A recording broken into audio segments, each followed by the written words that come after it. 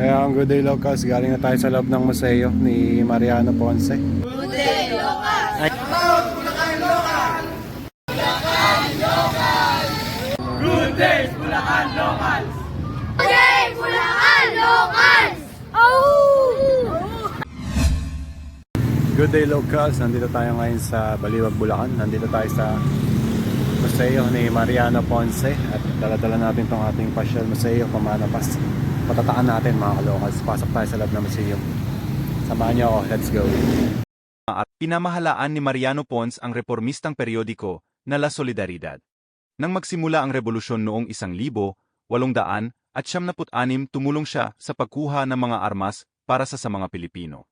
Bilang ambasador sa Japan, sinubukan niyang makakuha ng suporta mula sa gobyerno nito. Sa pag-uwi noong 1907, nagpatuloy siya sa pagsulat ng mga makasaysayang artikulo at sumali sa gobyerno bilang kinatawan sa Philippine Assembly at History Researcher ng Philippine Library and Museum. Nag-ambag siya sa paggawa at pagsulat ng kasaysayan ng Pilipinas. Itinayo sa lugar ng kaniyang kapanganakan. Ipinakita ng museo ni Mariano Ponce ang kaniyang pambihirang buhay at mga nagawa. Ang museo ay may galeriya na nagtatampok ng mga bihirang makitang litrato, orihinal na artifact, at mga likhang sining. Mayroon din itong Rizal Center na may mga digital na file kasama ang iba pang mga litrato, sulatin, at artikulo na tungkol kay Ponce. Yung Good Day Locals, patataan na natin itong ating pasyal museo, pamanapas. Dito sa museo ni Mariano Ponce. Picture mo ba ako? Sige sir, video. Si Sir Banayo. Patatakan niya na yung ating pasyal museo, pamanapas.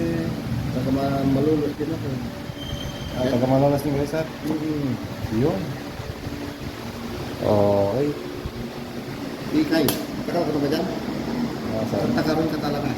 Ano mo muna kasi pagka tiniklop mo ganyan, Didikit sir no? ano yan, hindi didikit, kaya lang magkakalat. Oo, kakalat. Kaya patuyuin mo muna. Patuyuin muna natin. Pasyal museo, Mariano Ponce. Dito ay pinanganak noong ika-22 ng Marso 1863 si Mariano Ponce, makabayan, mananalaysay, diplomatiko kasama nila Rizal del Pilar, Lopezayna at iba pa sa Europa sa pagpapalaganap ng mithiin ng Pilipinas. 1887-1895 pasugo ng Pilipinas sa Hapon. 1898 kinatawan, Kapulungan Bayan. 1909 1912 namatay sa Hong Kong, Mayo 23, 1918. Dito pinanganak si Mariano Ponce mga kalocals, dito sa lugar na to. Ayan. Kaya ang Good Day Locals, galing na tayo sa loob ng museo ni Mariano Ponce.